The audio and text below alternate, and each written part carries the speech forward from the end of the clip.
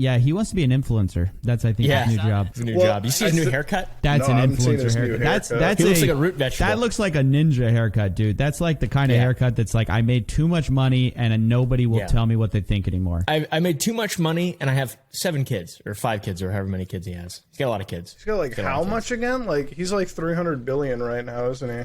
It's something. He's pretty insane. rich. He's super. Yeah, he's a low. No, but he's hilarious though on social media. Like he is funny. I remember. You gotta respect it.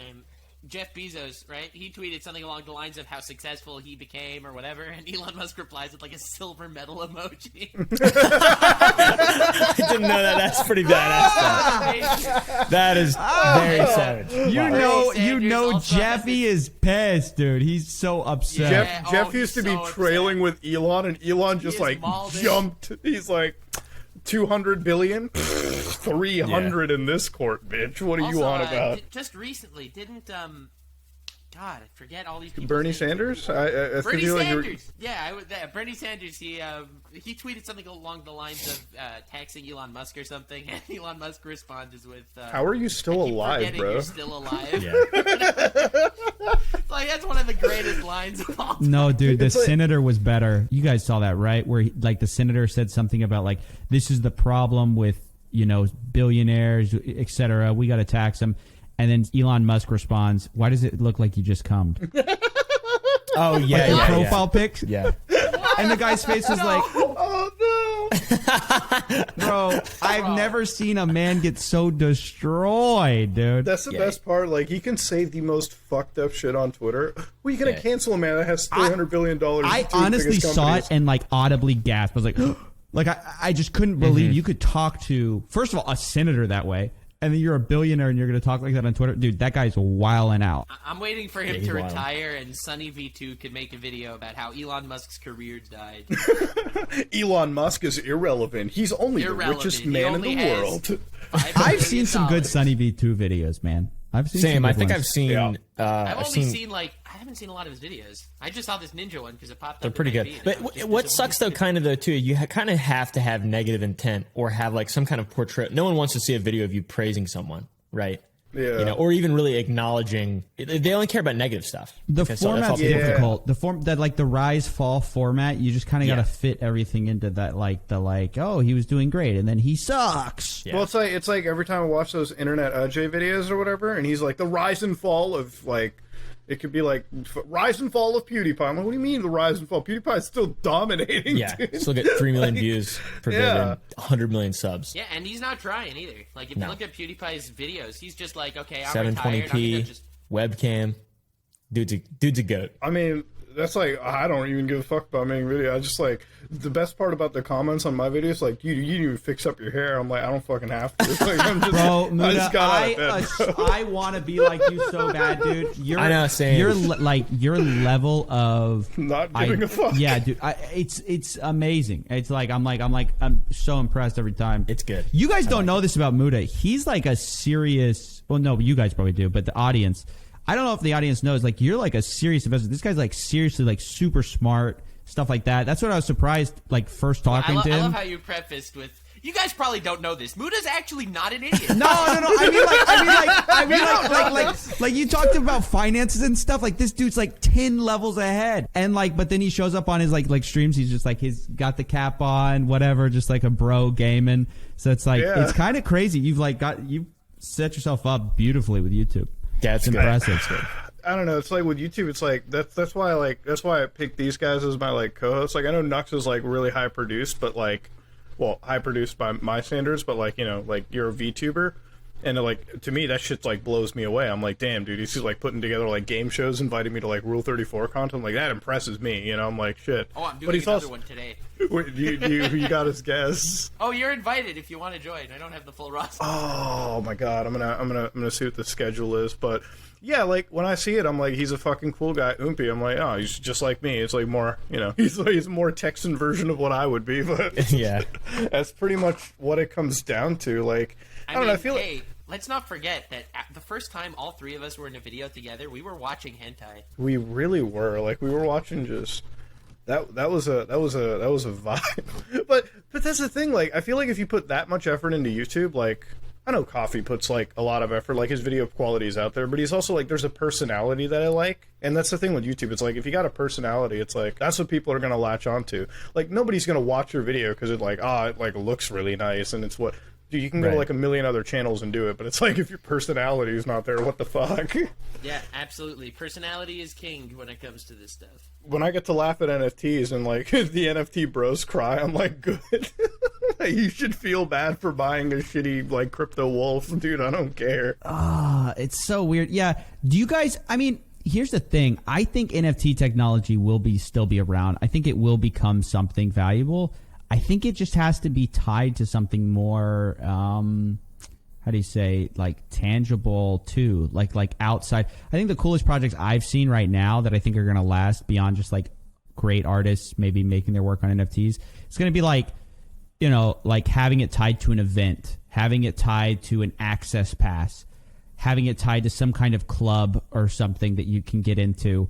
I think it's the things that actually tie your NFT to something that's more than just the NFT thing that's going to make it good, because ultimately NFT is like a tool. It's like it's not the end product in of itself. It never has been. It's not where the value is. It's what it gets you into. I feel like that's what it could enable. Like if you just imagine, like in the future, you have a digital wallet tied to you, right? So anytime you want to sign, instead of having to like go sign your identity or whatever, you could just like log into your wallet, click a button, and it digitally signs it with an NFT like version of your signature.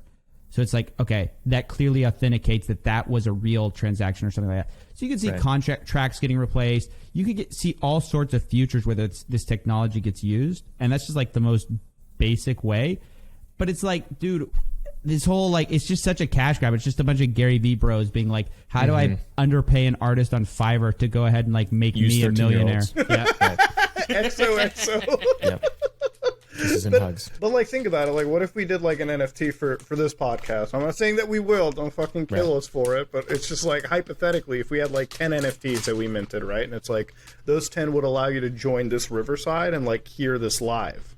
I feel like there are some podcasts like I watch that I fucking pay for that. You know, Same. Like I do that for a Joe Rogan podcast. Well, it ties you to access. That's what people are trying. That's actually what VFriends is. That's Gary Vee's thing. He's trying to tie it to his like shows and stuff.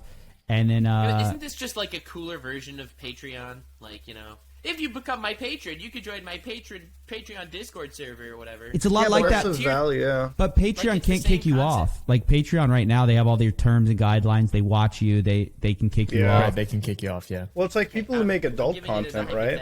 Like, it's not. Do you make adult content? Sorry, I was just like, you make adultish content, right? That you wish you could like kind of release. Do you wish like you could have a platform and a way for you to monetize it without like? I could always go the OnlyFans route, I guess. That's true, but then they'll make a terms of service, bro, and fucking kick you off. Remember what happened earlier? I could go the Fansly route. There's a million more of them. But then they'll make another TOS, and then they'll fucking kill you. Okay, whatever.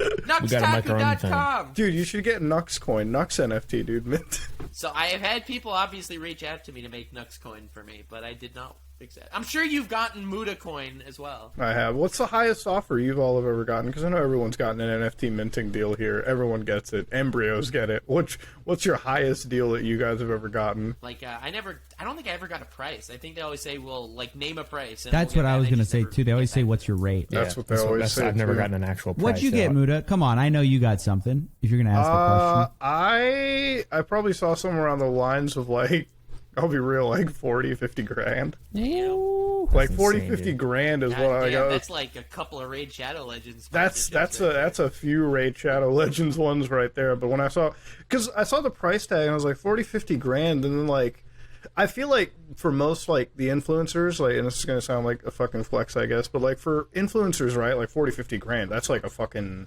That's like half a year income, more than half. You know what I mean? Like for a lot of people in the creator space.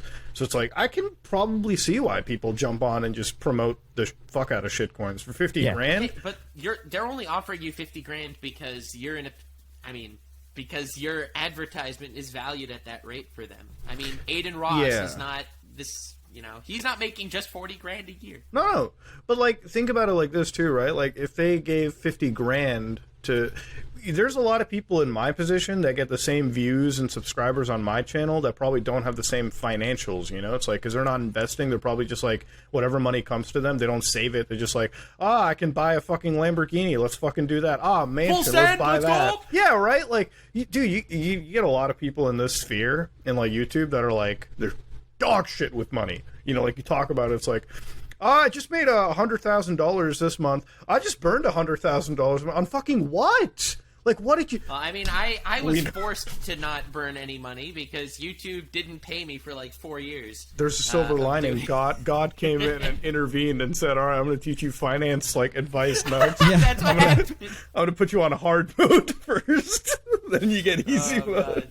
But, like... Dude, we get, like, it's the same thing with, like, because we just covered Steve, okay? And, like, I used to think Steve was, like, everyone I talk to regarding Steve is not very kind talking about this man's intellect, right? But, like, when we found out how much he earned and then how much he spent, we're like, damn, the dude's insane.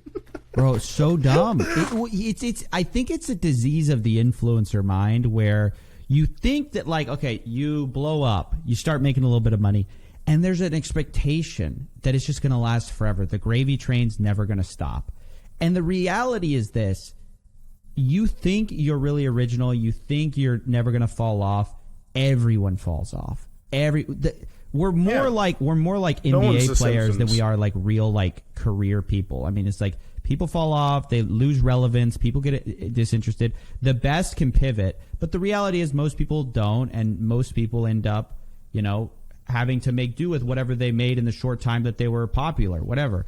So when I see Steve like blowing all his cash, I mean, like the dude sent me bank statements and it's like he's got no money, even though he's making like so much. I mean, we're talking 7 figures a month in some cases. And it's like he still has zero in savings. It's like, dude, in 10 years, you think you're going to be as relevant, right? When your whole brand is like being a party bro, you think it's going to be cool when you're like 35 partying like that. It's like you got to save that. It's almost sad. I felt like even when I was making the video, I was like, dude, this is like I'm almost sad for the guy. I was like, you gotta need some friends. I know with you. YouTube careers, I know like I know that like no matter what, even if I fall off, it'll still be enough. Like if I was to be making a living off YouTube, I could still make it continue. But it's like nobody wants to do YouTube like that. You know, nobody wants to do YouTube like the day-to-day grind. You know, like.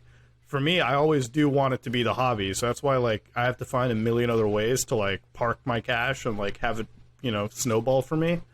Because like that's the thing, like if you rely on YouTube and like you're literally just doing content to make cash, oh, that's just fucking terrible. Like then you never get to have fun and do what you want. Like I upload a video, like I remember the video yesterday, YouTube's like 8 out of 10. But I love making that video. Like I don't give a fuck what YouTube says, you know, it's like it can be an 8 out of 10, I don't care. You still put it on trending, it doesn't matter.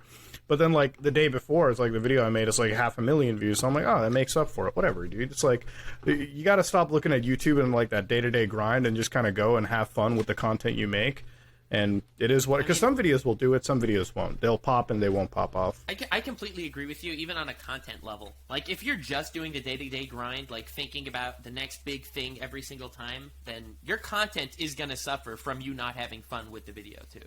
Yeah. Like, at the end of the day, if you're not enjoying making your content, your fans will know that, and they will not want to watch you anymore. That's so true. Like, with this NFT stuff, I love shitting on it. I don't care if the video does well or not. I love shitting on Ubisoft. It's the fucking greatest thing in the world.